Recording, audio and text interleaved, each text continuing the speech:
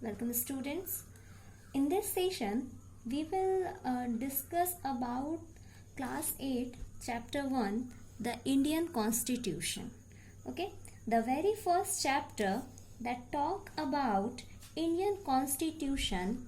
Now before we start the chapter, we have to understand what is the Constitution and what its need and why it required to frame the Constitution. So let's see with the example. If I talk about any game like football, and if I play football with the hand, will it be okay?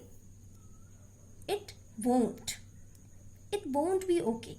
Okay, because the rules of the game explain that if you catch the ball with your hand, it would be considered as foul.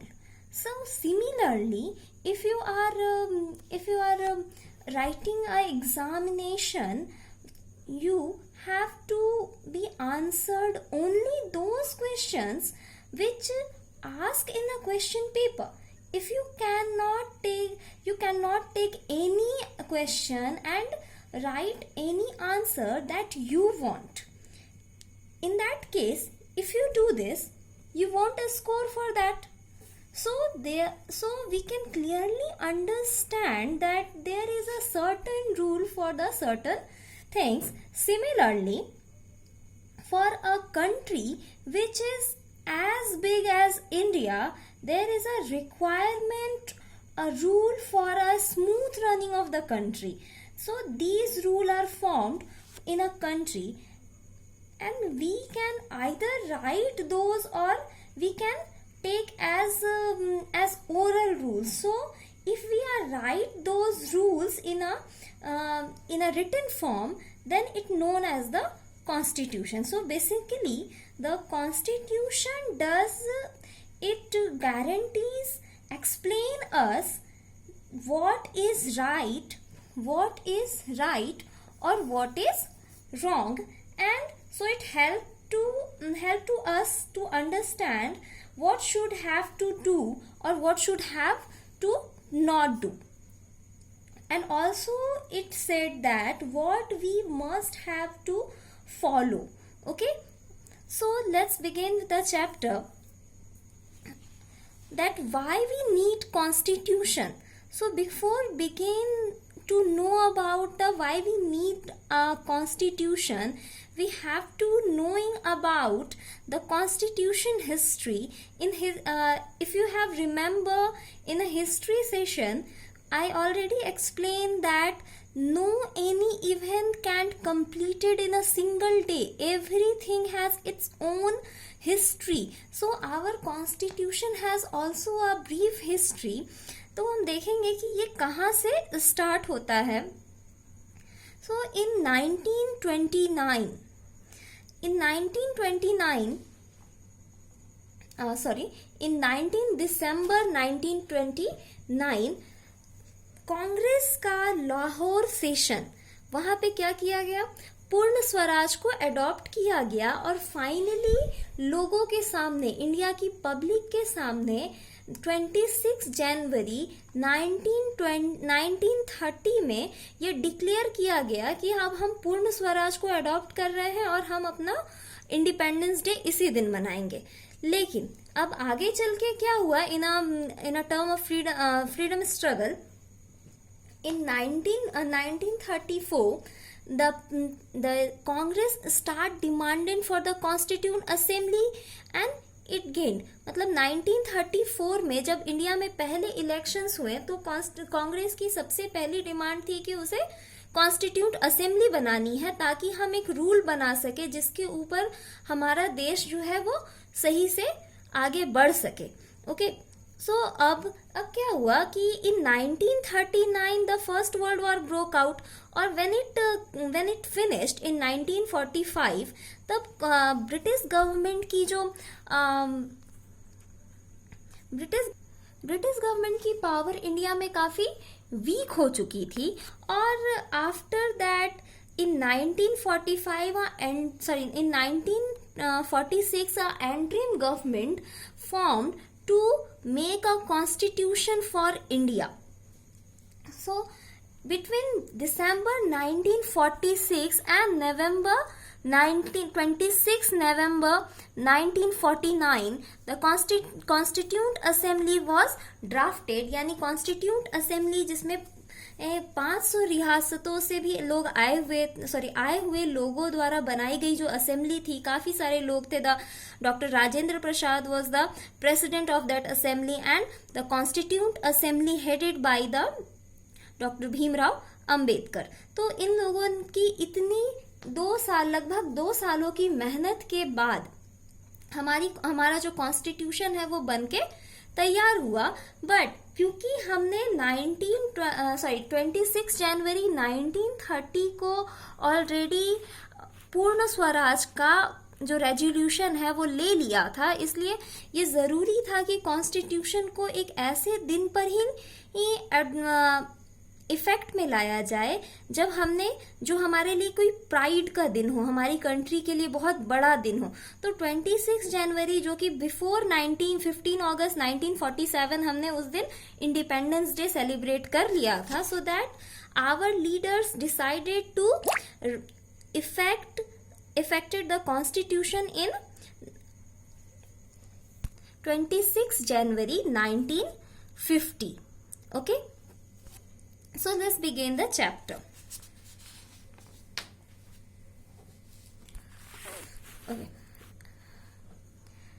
There is another example for a game which I already explained, that as every game have a certain rule and regulation so that the mishappening or conflict doesn't occur between the players. So there is written that we play the games such as cricket or football, we follow the certain rule and integral part of the game, and what happen in case of rules are broken. So correctively an action has been taken by the players and dispute arising between them, and then the umpire's duty. तब umpire की क्या duty है कि वो एक perfect decision ले, according to the rules decision ले.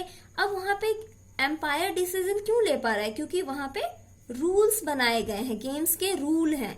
Okay, so rule are very important for us. If in absence of the rule the member of both team may be attacking each other verbally or physically. अगर rule ना हो तो हो सकता है कि जो टीम मेंबर्स है वो आपस में लड़ पड़े, एक दूसरे के ऊपर वर्बली अटैक करे, फिजिकली अटैक करे, और जो टीम के जो स्ट्रॉन्गर प्लेयर्स हैं वो बहुत ओवर पावर होने की वजह से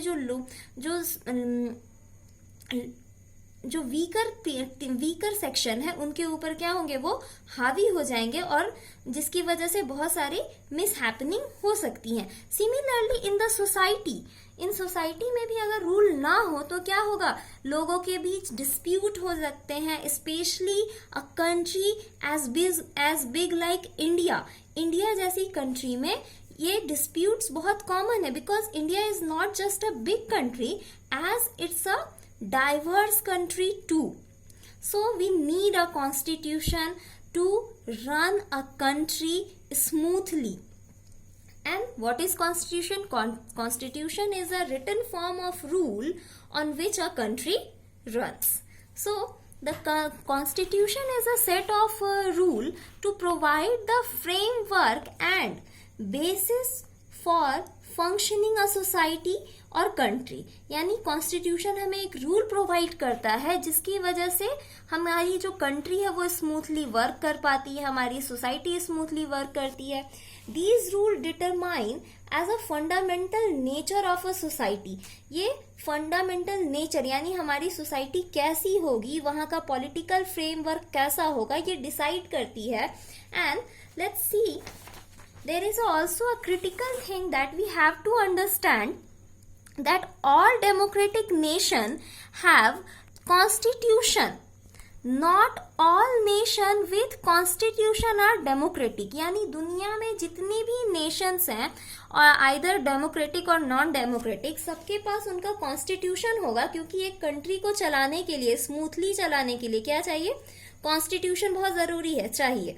बट ये जरूरी नहीं है कि सभी नेशन जिनके पास कॉन्स्टिट्यूशन हो वो सब डेमोक्रेटिक ही हो।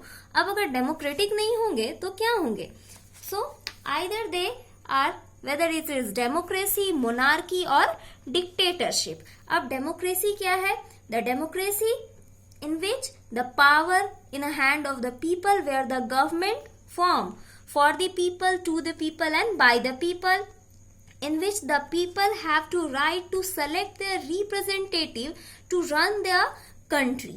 Okay, and monarchy, what is monarchy? The monarchy is the system of the government or rule by the king or queen, where the supreme power in a hand of king or queen, यानी जहां पे सारा power king और queen के हाथ में होते हैं, which is known as the monarchy. और आज की वर्ल्ड में, यानी आज की दुनिया में, there is also some country which follow the absolute monarchy, like Brunei, Oman, Saudi Arabia and Vatican City. These are the monarchial countries in the world now. And next one is the dictatorship. अब dictatorship क्या है? A dictatorship is a form of government where are the person or a political party has the power to do whatever that they want. It means वो जो चाहे वो कर सकते हैं, and the individual, लोगों के हाथ में, the individual are no right, they are generally suppressed by the dictator. So there is a dictator. इसका एग्जाम्पल हम लोग बहुत ज्यादा आजकल फेमस है जो देखते हैं, north Korea. Okay, next one is the okay next, and these are the form of the government which present in the world, which has a and which all have a constitution, so and are formulated by the appointed representative of society through the common consensus. अब क्या है, मतलब हर country, चाहे वो democracy हो, democratic हो, monarchy हो या डिक्टेटरशिप हो, सबको अपने रिप्रेजेंटेटिव्स को फॉर्म करने के लिए, अपॉइंट करने के लिए, सोसाइटी का स्ट्रक्चर डिसाइड करने के लिए किसकी जरूरत होती है, a written rule book which is known as constitution. For sake of convenience, convenience के लिए यानी सुविधा के लिए हम क्या करते हैं, रूल्स को रिकॉर्ड करते हैं in a written form, but there is no such as rule that constitution has to be in written, यानी ऐसा कहीं कोई रूल नहीं बनाया गया है कि कॉन्स्टिट्यूशन को एक रिटन फॉर्म में ही होना चाहिए, बट इसे हम रिटन फॉर्म में लिखते हैं क्योंकि ताकि इससे हमें आसानी हो। सोचो अगर ये ओरल हो तो क्या होगा, सपोज ए नाम के आदमी को कॉन्स्टिट्यूशन पता है तो ये किसको बताएगा, बी को, ये इंटरप्रेट करेगा, then be interpret to the see. अब इस इंटरप्रेशन में क्या होगा, जब ए बी को रूल याद करवाएगा या बताएगा ओरली, तो फिर बी उसको अपने हिसाब से मॉडिफाई करके सी को बताएगा। इस तरह से रूल्स क्या होंगे, मॉडिफाई होते चले जाएंगे। There is no absolute rule, so that for the convenience it's very necessary to the rules are in recorded in a written form. So there is a quick fact about the Indian Constitution, so that the Indian Constitution is the longest constitution in the world. Indian Constitution जो है world का एक सबसे लंबा constitution है। It has a 395 articles and 12 schedules. Okay. The Indian Constitution was framed by the Constituent Assembly and set up in the year 1946. Constituent Assembly क्या है, कब बनाई गई थी? Constituent Assembly को सेटअप किया गया था in 1946। हम लोग ऑलरेडी इसके बारे में पढ़ चुके हैं। The first president of Constituent Assembly was the Dr. Rajendra Prasad, and who was also elected as the first president of the country on January 26, 1950. And Dr. Bhimrao Ambedkar, who known as the father of our constitution, was ahead of the drafting committee, the most important committee of the Constituent Assembly that drafted the constitution. Okay. Now, let's see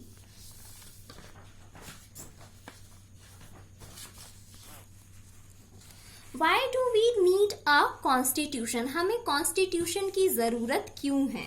Okay? हम लोग already पढ़ चुके हैं. We need constitution to smoothly run the country. So to be the active or responsible member, we needed to follow a certain rule for the society, and we needed to respect our elders, also follow the advice. अब सोचो अगर हम rules follow ना करें तो क्या होगा?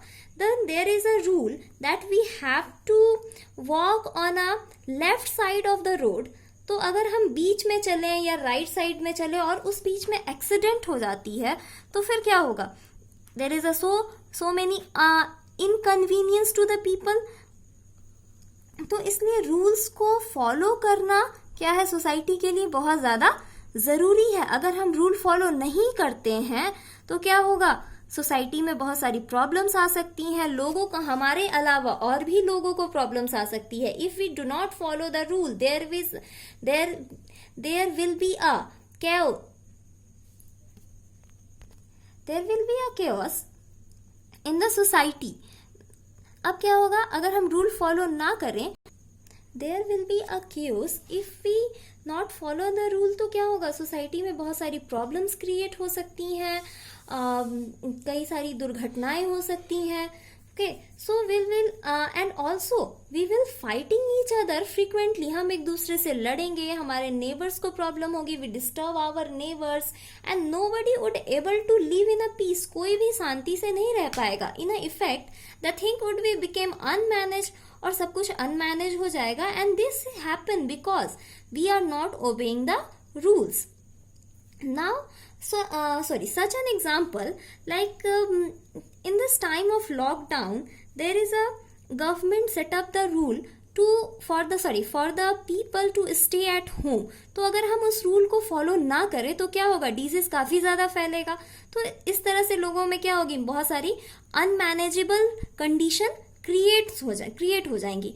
सो that we should have to obey the rule which made by the government. अब देखते हैं कि हमें आखिर और कौन कौन सी चीजें हैं जिसकी वजह से हमें कॉन्स्टिट्यूशन की जरूरत है. So the ideal of nation where we plan to live, यानी एक ऐसा आइडियल बनाना जिससे हम प्लान कर सकें कि हमें एक देश में कैसे रहना है, कैसे आपस में रहना है, कि कौन कौन से रूल्स को फॉलो करना है. And explain the fundamental nature of society. हमारी सोसाइटी कैसी होगी तो इस बारे में भी हमें जानना है. यानी हमारी सोसाइटी में कौन सा गवर्नमेंट फॉलो किया जाएगा. It is a democracy, it is a monarchy, और it is a dictatorship. And there is a set of rule in the constitution and also the principle on which the agreed by the all people. यानी constitution में ऐसे rule और principal होते हैं जिसपे सभी लोग क्या करेंगे? एग्री करेंगे. And also explain the nature of country political system ले, यानी हमारा पॉलिटिकल सिस्टम कैसा होगा. इट बी प्रेसिडेंशियल गवर्नमेंट और इट बी पार्लियामेंट्री गवर्नमेंट. किस तरह का पॉलिटिकल सिस्टम होगा. There is a bi party system और one party system which will study in further in other sessions. And rule to guard the against misuse of power guarantee, यानी कोई भी जिसके पास power हो वो अपनी पावर का मिसयूज ना कर सके. So and also the right to equality. Everyone who is the citizen of India, they have equal rights. सभी बराबर हैं और सबके पास इक्वल राइट्स हैं. And check if it dominant group is not using power against less dominant group. यानी अगर कोई डोमिनेंट ग्रुप है, यानी किसी कंट्री में कुछ सर्टन रिलीजन या सर्टन कम्युनिटी के लोग ज़्यादा रहते हैं और कुछ कम्युनिटी के लोग कम रहते हैं, तो ज़्यादा वाले कम के ऊपर क्या हो, डोमिनेंट ना हो जाए, इसका भी ध्यान रखना किस पे है, किसकी रिस्पॉन्सिबिलिटी है, कॉन्स्टिट्यूशन की। यानी इसके बारे में भी रूल रेगुलेशन बनाए गए हैं कॉन्स्टिट्यूशन में। And also the protect the minority and their right. Our constitution also responsible to protect the minorities, यानी वैसे लोग जो बहुत माइनर है सोसाइटी में, बहुत जिनकी जनसंख्या काफी कम है, तो उनके राइट्स को भी बचाना किसका काम है, कॉन्स्टिट्यूशन का।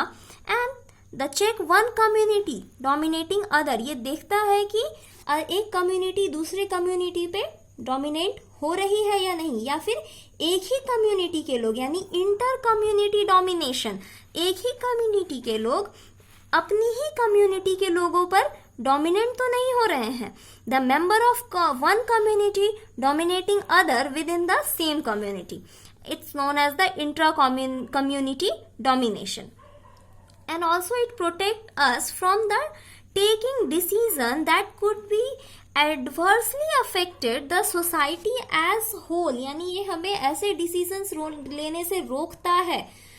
हम लोग ऑलरेडी पढ़ चुके हैं कि कॉन्स्टिट्यूशन हेल्प करता है डिसाइड करने में व्हाट शुड बी राइट और व्हाट शुड बी रॉन्ग, यानी हमें ऐसे डिसीजन लेने से रोकता है जो एडवर्सली सोसाइटी को बुरी तरीके से प्रभावित करते हैं। सो we need the constitution to smooth running of the country.